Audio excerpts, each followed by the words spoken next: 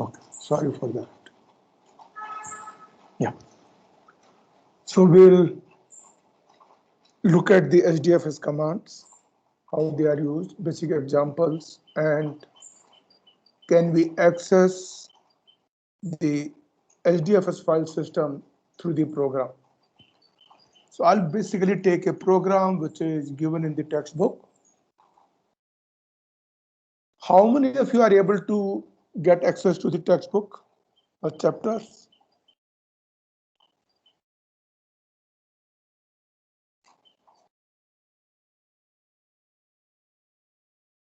Can someone respond?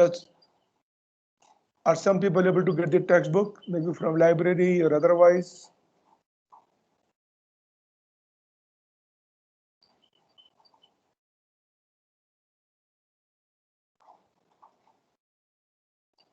Indusana, you must have it. I think I gave it to you. Yes, sir. Yeah. Maybe you can help your colleagues get them if they don't have access. Because unless you have them, it becomes a plain time pass and doesn't, then you won't understand. You need to have something to read. So formally, you can say we started with the course yesterday and now we're continuing with the course. Go through, share it with your classmates, and then you can proceed probably from there. So probably we'll look at command syntax. And looks like you may have to mug up, remember, but that might come in the exam. Totally bad thing, but that's the way syllabus is designed. Then what could be commands? I'll run those commands, run a few examples. And these assume that you have good knowledge of Linux commands. I'll run with those and then show you how to run things up and do things up. So first, simple command is you basically log into the system, maybe as a user. By default, config like is given, so don't have to specify it. HDFS and there are different kind of commands.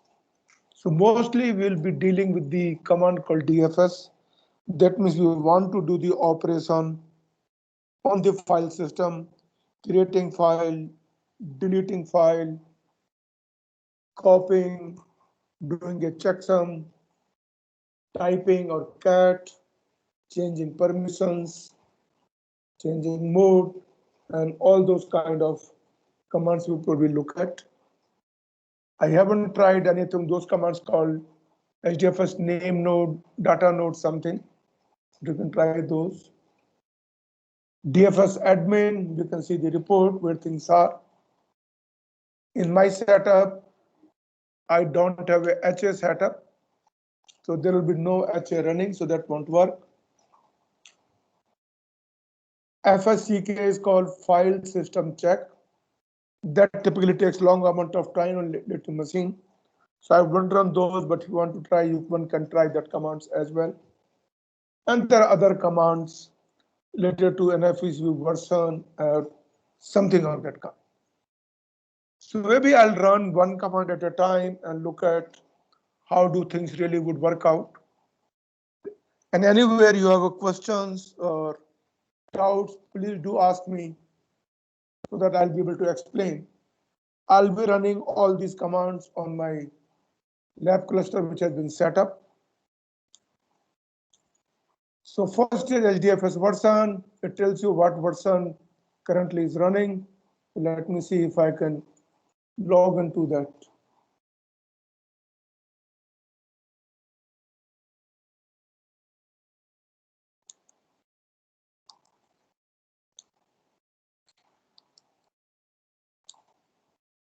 Can you guys see the screen clearly? Is font too small? Or you can read the font? Readable. It's okay, sir. Okay. Let me see if I can still increase it. Maybe, yeah, this is better. HDFS version. So you say it says version is Hadoop 2.10.1. And it was whenever 2020 compiled with source. And this basically command is running. And this is the library being used, opt, Hadoop, share, all these common paths, and we look at those basically. Similarly, we have Hadoop DFS commands, we say HDFS, DFS. It will basically give you all those commands possible. So let's see, let me pipe it. Only runs over, pipe doesn't work.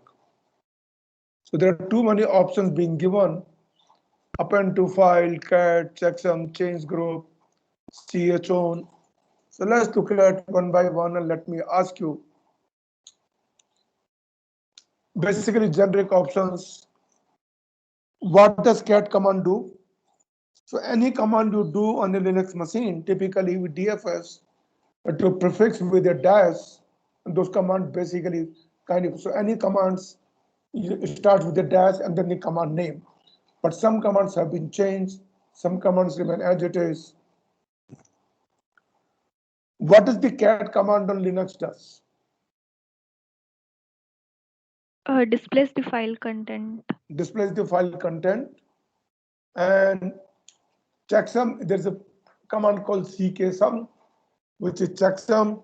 So cksum would give you crc checksum, where a checksum would give you the different checksums. Ch group, ch mode, ch own. What are these three different commands?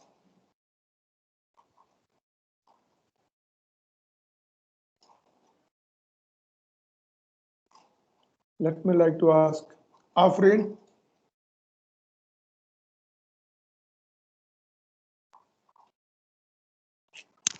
Is Afrin not there? Looks like.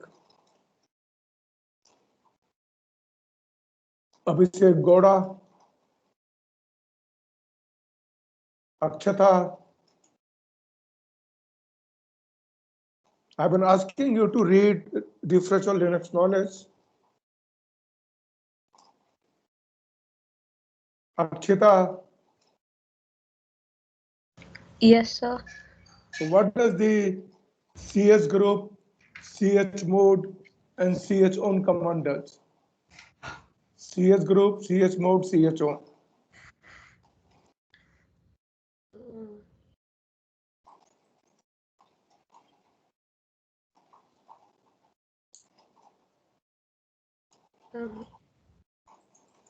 Yeah, tell me. I've been asking you guys to read up and practice.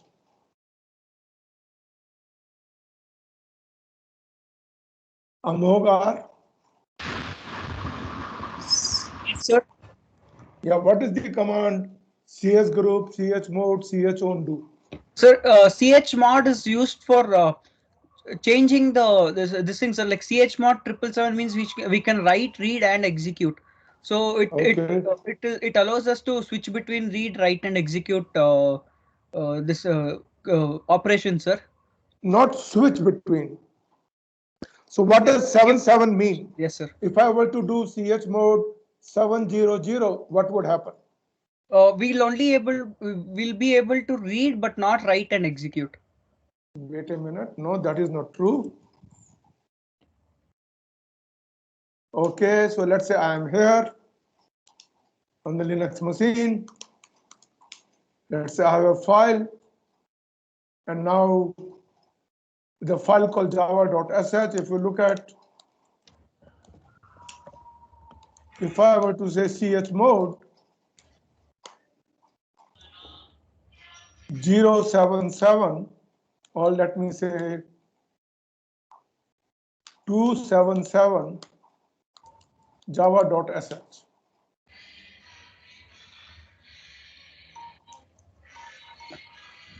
So 277 will allow the owner to write and group and others to write, read, and execute. Yeah, so can I read this file now? Will this command cat java.sh work? Yes, sir. We can read the file, sir. You can read the file? Yes, sir. Or only the owner will be able to write. I'm not able to read.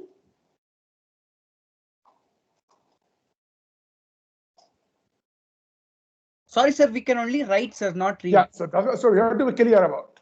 Yes, sir. Okay. Sorry. We'll be able to write but not read and execute. Not read and execute. So Same way on a Hadoop system, you can use the command and change. And what does chown and chgroup does? Sir, chown allows us to change the owner of the file, sir. Can I change the owner to somebody else? Yes, and group will be like we'll be able to change the group of the file, sir. Can I do chown? Let's say look at the users. There is HDFS user, chown, HDFS. Will this command work? It should give us like it should tell who's the like. Sorry, sir. It should change the owner from the existing one to HDFS. We sir. know the current owner is myself. Yes, As yes. you can see from here. Just 1 minute, guys. Yeah, we are now. Good morning. हाँ on ही रहना है, मैं access करता है घर से उनको बंद नहीं करना है, नहीं ऑफ नहीं करना है. Okay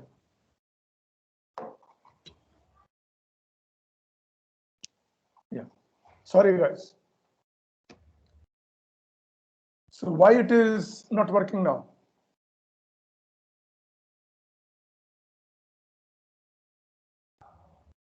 Would anyone like to explain?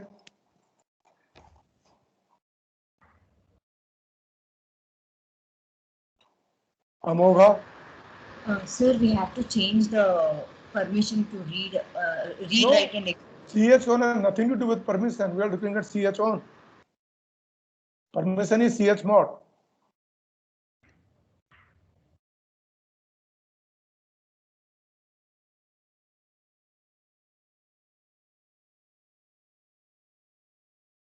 I can change the permission if you want.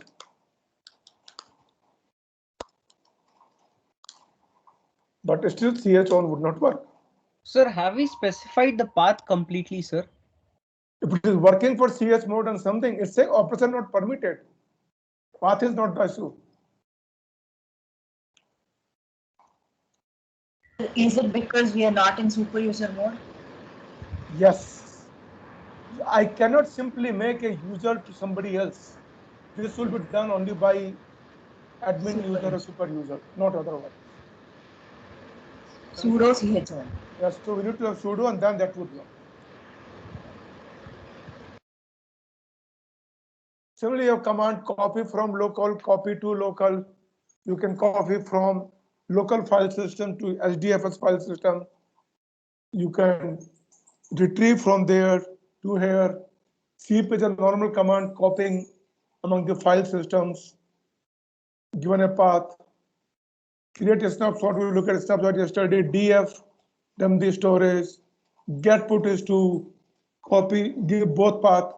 Copy from local, you only give the current path and goes there. Copy to local, it will get from other to local direct. This thing. Get put is up and upload and download. What are the commands called get FACL and get HABTTR does? Get FACL.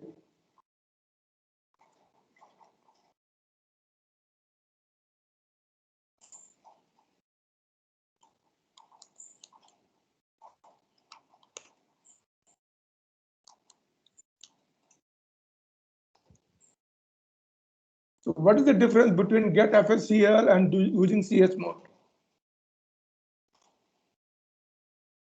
What does FACL means? File access control. List, yes, but what does that mean? I think it is getting the details of the user, like what all the user can do, Okay. what all the group can do, group owner. So that you can do from LS itself.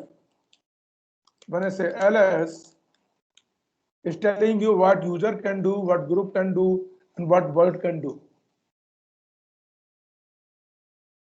Actually, it's giving you a little more nice formatting way. So there are commands called get FACL, set FACL. So you can actually give space. See, in this case, let's say I want to give permission to a specific user and not to every user. Like the moment I say others, it becomes to everybody. But I want to give a permission to a specific user. That is when set FACL, sorry, and get FACL would work. So get FACL would basically give you the specific details. File access control is who can access it, who can use it, and get FACL will give you those details. So I would like you to experiment, try with those. And if you can't, if it doesn't work for you, tell me, then I'll give you a demo example. But I will let you try yourself. You probably know the command called ls, make dir. ls is the listing what we do. Make dir, created dir. If you want to do multiple sub-dirs, use the option -p. mv is moving or renaming. rm is remove. rmdir stat give you information about the files. Tail looking at the last few lines. Test looking at the file exists or not. Touch, Unix has a basic command touch, where you can touch that, create an empty file, and basically so on, so forth. So let me give you some examples, and then we can probably look at how do things really work out. So first look at the ls command examples, and we'll go there. I log into this is my lab machine. I can say hdfs, dfs, ls. So it basically tells you, sorry, what is the error in this command? I had to give a dash or hyphen. And because we were talking yesterday, my Java is not compatible with what is there, and so always get a warning, but I'm going to ignore those. So you see, it gives me user as DFS. If I don't give the path, it will give you current path, which is for my root basically, and you get those all those kind of paths with directories. Now I can do ls minus lr as well.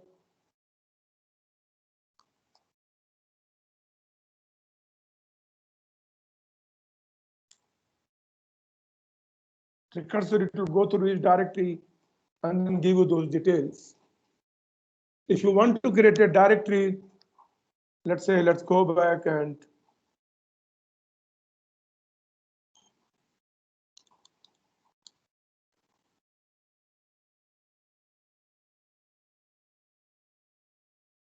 so I have this full directory. Let me create one directory here.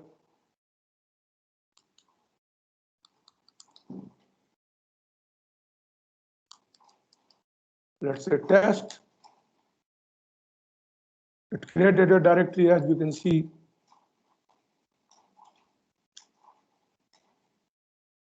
This test directory is created. Same way we can remove. I want to get a file. We can look into get some file, look at input.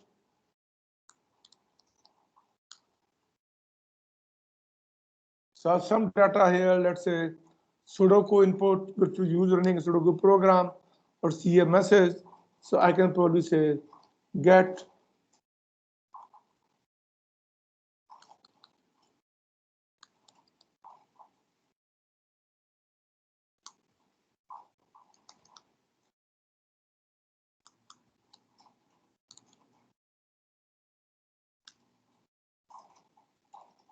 so this is gives you things on the HDFS file system. File came locally, and you can see I'll get a file here, sudoku input.txt. I can do a cat.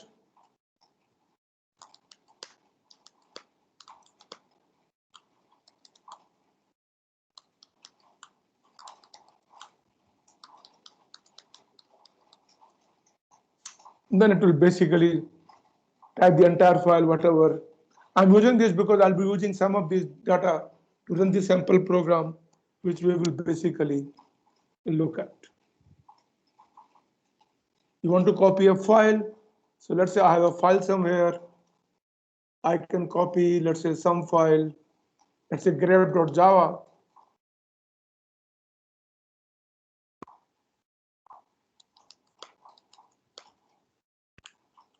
put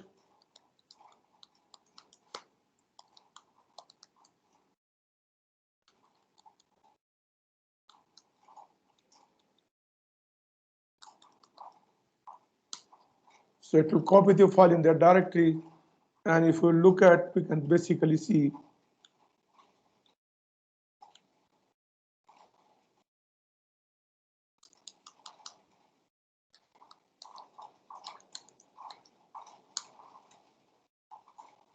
and we have the file.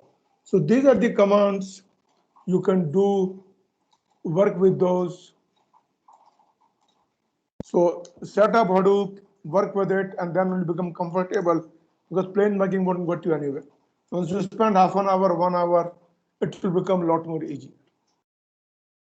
We done make directory, we can did copy files, and we did other commands as well.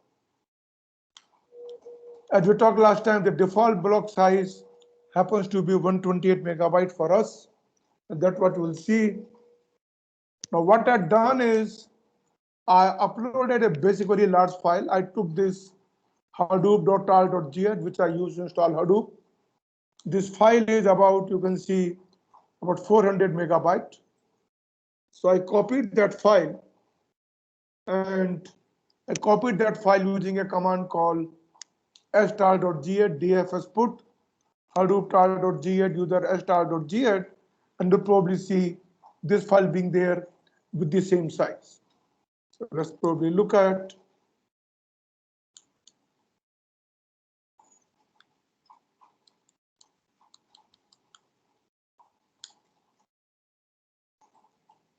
You see the file. Now, actually, though, even you are seeing a single file because of HDFS, but in reality, we said the file would copied in terms of slices, and each slice is 128 megabyte. So logically, you are seeing a single file, but the way it is actually stored on data nodes or slave nodes, it's in terms of 128 megabyte, and as you see, our 128 megabyte happens to be the value 134 million, so on and so forth. So let us look at how it's really stored. I log into one of the data nodes. So this is my slave 2 data node. And if you look at it is where data, Hadoop, HDFS, DN for data node, this stores internal looking at, and sub dir is where it basically stores.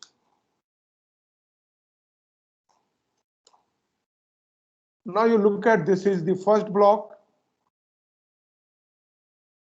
This is my second block.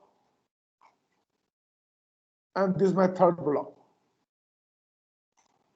And this is my last block. Because total file is more. So when I work through HDFS file system, so these are actual physical data blocks. And if you add them up, these four numbers, this plus this plus this, they're all same sizes because we are saying a file is stored in the size of 128 megabyte, and whatever is left is the fourth block. So it tells you, and this is the metadata about this, the way it is stored. There's the metadata. So metadata for this file, and you look at those. So when you work with a Hadoop file system, I can probably say Python. I hope it works here. Yeah. So I can copy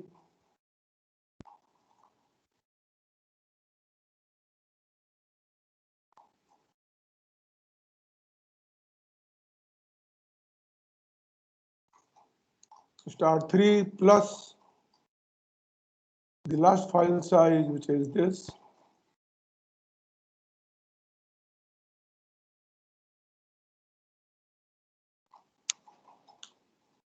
And you can see exactly the file size which I had basically copied. So when I work through HDFS, you'll see a single logical view, even though file may be distributed in different nodes, different blocks.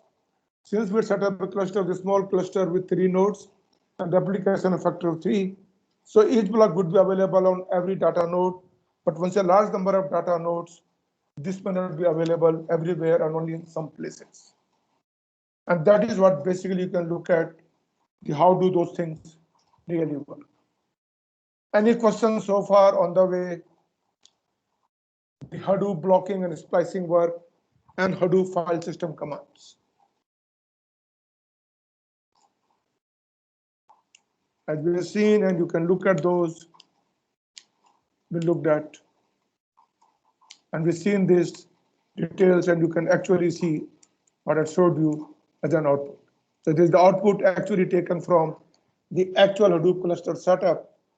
You can say March 23, and that's exactly what you will see on the data nodes as well. Sorry.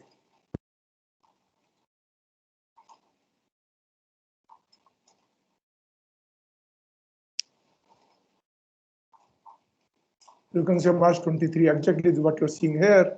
That is what I copied. So what I'm trying to show you is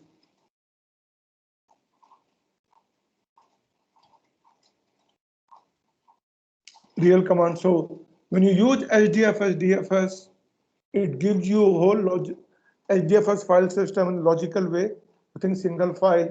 But actually the way it is stored, I give you the structure in different data blocks with their metadata, and all this metadata information is basically maintained in FSMAs, and that will probably find in the name node directory with respect to details. So DN is data node, NN is the name node, and you can look at name node. So if you're setting up a single node Hadoop cluster to run the commands, everything would be local to your machine, and you can look it from there. As we said, the size verification, so precise size matters. And as we said, it is the physical block, not a logical record boundary, and that's the way the files are copied. Again, to remove, we have rm command on Linux, so you do -rm. You can do rmdir. When you do a rm, it actually remove and puts into the trash directory like in a normal Windows system. I want to make sure that you don't want to move to trash and it should completely be erased. Then you give another option called skip trash, and in that case, file will not be copied into the trash. It will be all completely removed, and that is what would basically would happen. Or if you want to do recursively, I can say rm-r temp directory, and it will recursively remove. So let's probably show you the way it would work.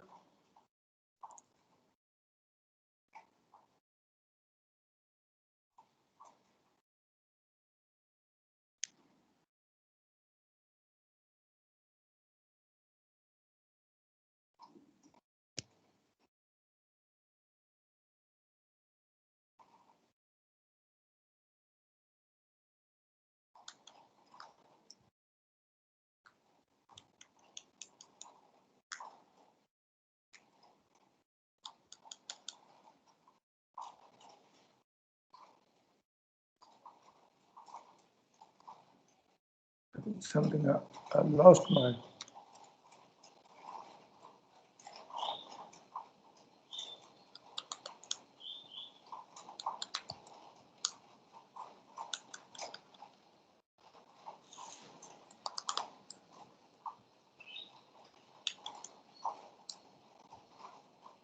Something has gone wrong. I'm not able to use the commands, but nonetheless.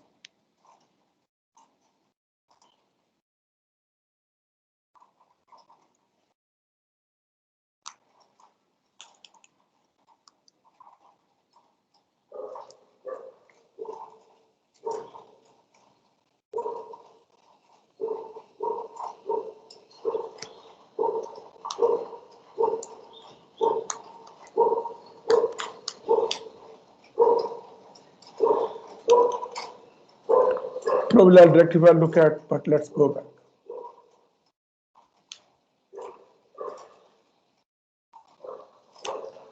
Then you can run DFS admin report. It will tell you the what are the nodes available, up or running. And I'm not able to currently able to run the commands. I'll probably look at, but you can do this on your normal Hadoop system as well on a single node system. That also will work fine. And it basically tells you the configured capacity running capacity, remaining, and depending on what is up and down.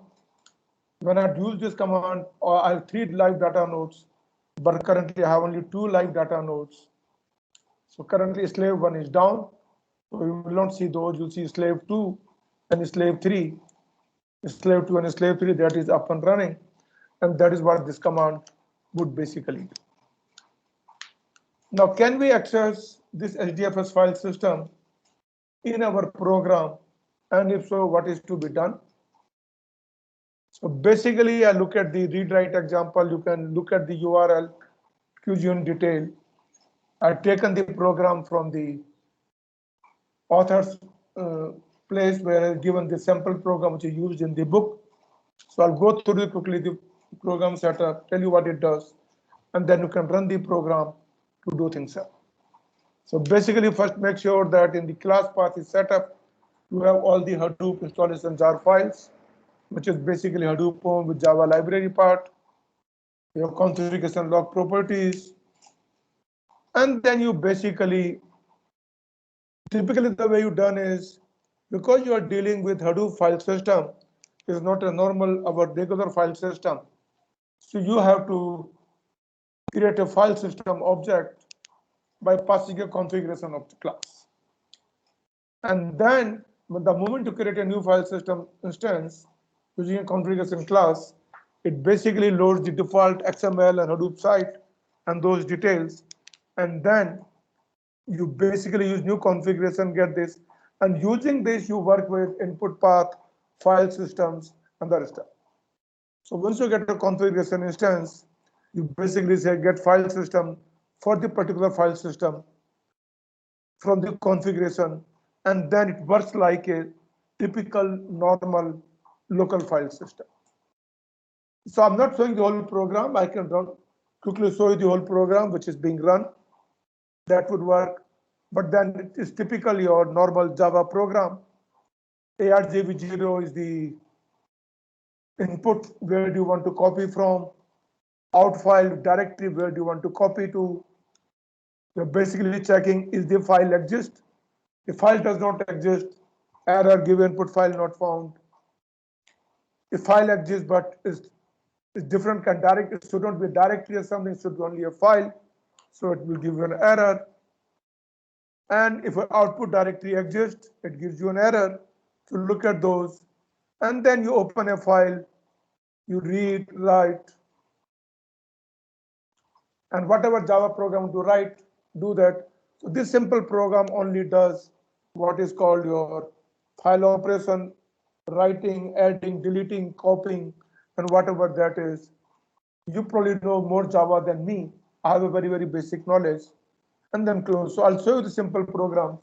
Once you have created a Java program, you basically compile Java, C, the CP class path, all the libraries, HDFS client, where your destination classes would be created, and this Java file.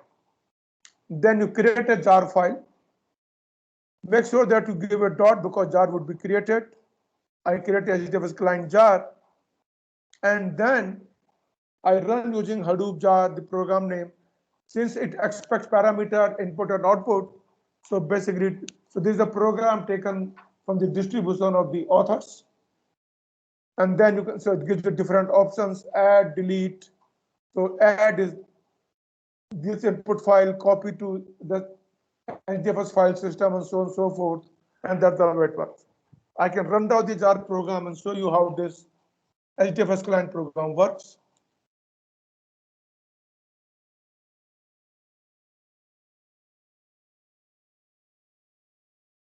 And those of you can't get in, let me know. I can pass on those programs which I downloaded from authors. So this is the, it's probably too small. Let me change the preferences.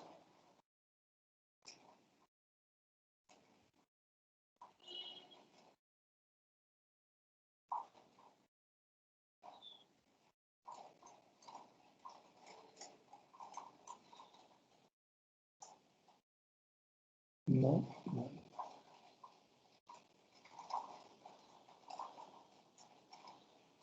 No, not printing, it should be editing or editor default.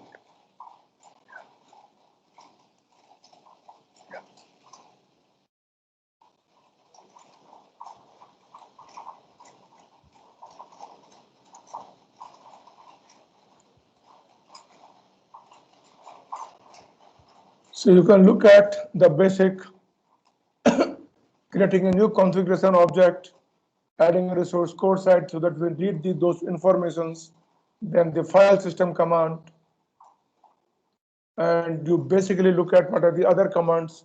So basically we're given 4 commands: add, delete, and then you decide if it is add, what you want to do. Reading a file, add means read this file, copy into the output directory, which is the out command. Delete means look at the file and delete it, and that's the way. Or you can make a dir command. So they are the basic commands. Those are available to you. Let me see if I'm not sure I can run it right now because I did meet some goof up.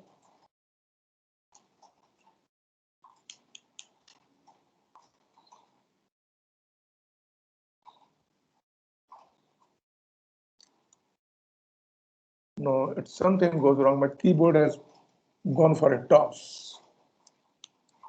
I'm using AnyDesk, so I need to see why it doesn't work, but I think I can do after class. So right now I cannot show those commands.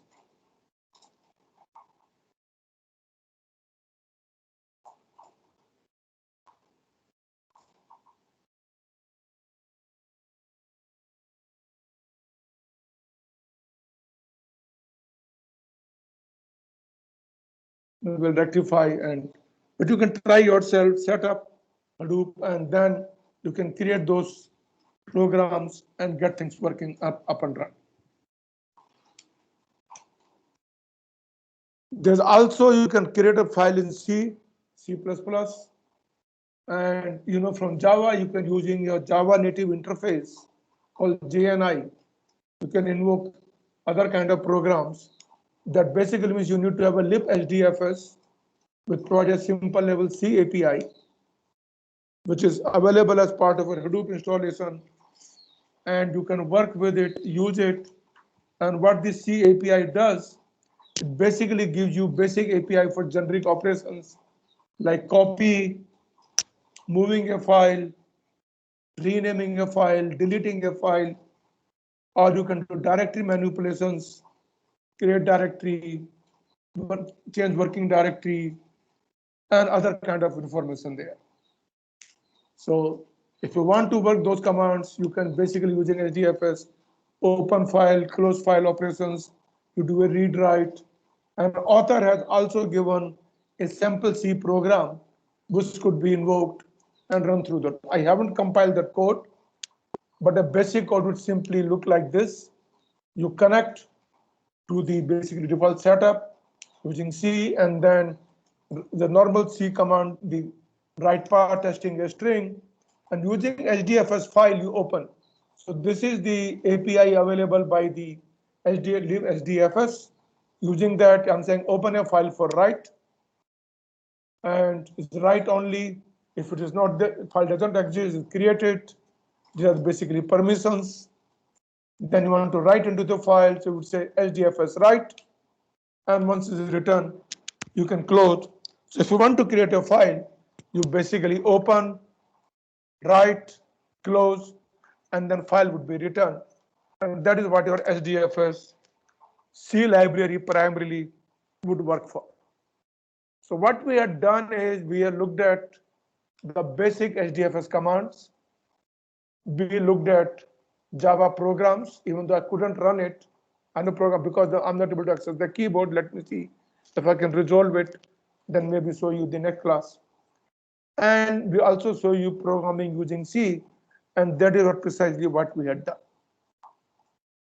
So I would basically say, set up a Hadoop cluster, run through it, create a programs, practice it, write or any of the Java programs. So when I'll be giving you assignments, you probably assignments would be creating a Java program to do some work on a Hadoop file system. And it's important that you set up a Hadoop file system either with your laptop or your Teams. So I recommend you to start making your team. Maybe by end of the week, let me know your teams. Maybe I can talk to your class rep to coordinate the team creation, and then I'll give you different assignments and work with those. So if you have any questions, let me know. And those who don't have a book access, maybe you can get a soft copy, talk to your class rep, and you should be able to access a soft copy. I'm done for today. If any questions, please do let me know, or we can drop off.